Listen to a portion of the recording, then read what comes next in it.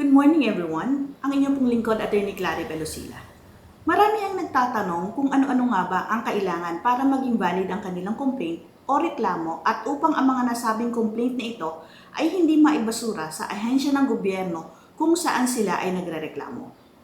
Ang isang complaint o reklamo ay dapat isulat sa isang malinaw, simple at maigsing wika at isang sistematikong paraan upang ipaalam sa taong inireklamo ang kalikasan at dahilan ng akusasyon laban sa kanya.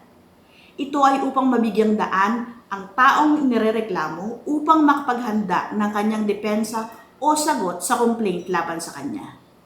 Kung mayroon mang higit sa isang tao na inirereklamo, ang nagrereklamo ay kinakailangang magsumite ng mga karagdagang kopya na tumutugma sa bilang ng mga taong inirereklamo.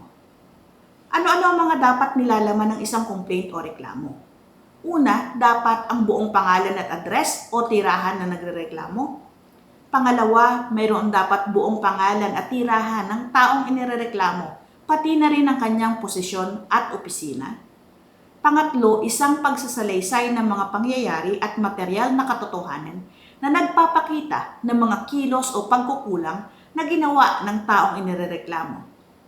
Pang-apat, sertipikadong patunay ng mga kopya o certified true copy ng mga dokumentong ebidensya at affidavit ng mga saksi kung mayroon man. At ang panglima, sertipikasyon o pahayag na hindi ka nag-forum shopping o dumulog sa ibang ahensya ng gobyerno at nagreklamo ng katulad ng administratibong kaso na iyong isinampa sa parehong tao. Tandaan na ang mga kawalan ng alinman sa aking mga nabanggit na kinakailangan na nasa complaint o reklamo ay maaaring maging sanhi ng pagbasura ng inyong reklamo. Subalit, kapag may kulang man sa inyong complaint na hindi ayon sa 2017 Rules on Administrative Cases in the Civil Service, kapag ito ay nakumpleto na, maaari mo udling i-file ang iyong complaint o reklamo sa naturang ahensya ng gobyerno.